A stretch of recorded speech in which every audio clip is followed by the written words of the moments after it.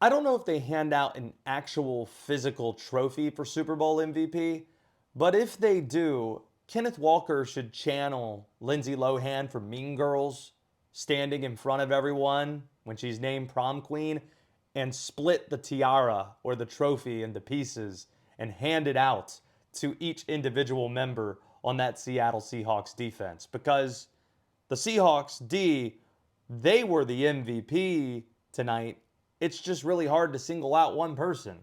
The 7 sacks they had, Witherspoon constantly in the backfield, blitzed more than any game this season. Mike McDonald, crazy stat. First head coach to call the defensive plays in a Super Bowl win. He does that. And Owusu had the defensive touchdown. Murphy had a sack and a fumble recovery. Just so many things that you can pinpoint. How little did we hear from Stephon Diggs in this game? That's because of how good the Seattle corners were. Really, not much separation to speak of for most of this game.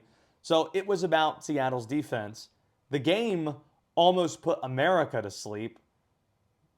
Seattle's defense really put New England's offense to sleep. And it's one of those games where, since there are two sides out there, it's easy to overreact in separate directions. But in this game, New England is still being coached by a man in his first year with more free agent additions than any team that's ever appeared in a Super Bowl had.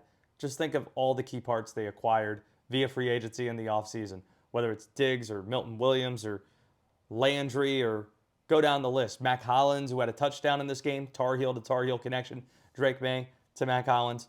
Seattle was plainly a better team. Don't make tonight about New England and Drake May, who's in his second year.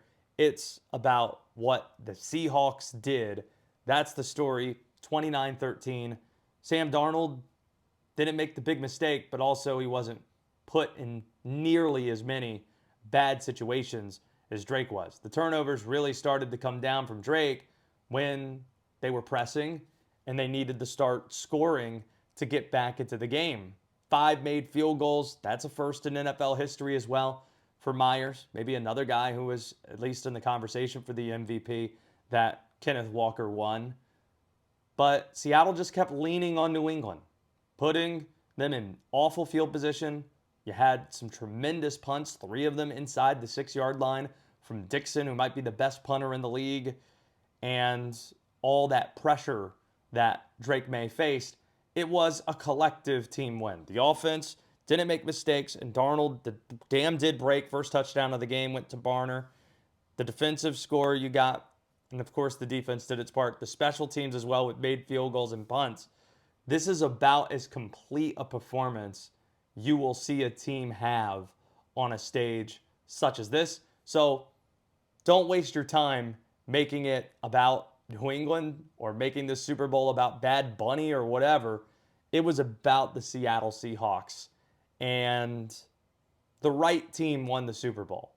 The best team, the representative team, a team that won 14 games in a division that featured 2 12-win teams, win 10 straight games to close the season. The best team won the Super Bowl, as you should get more times than not.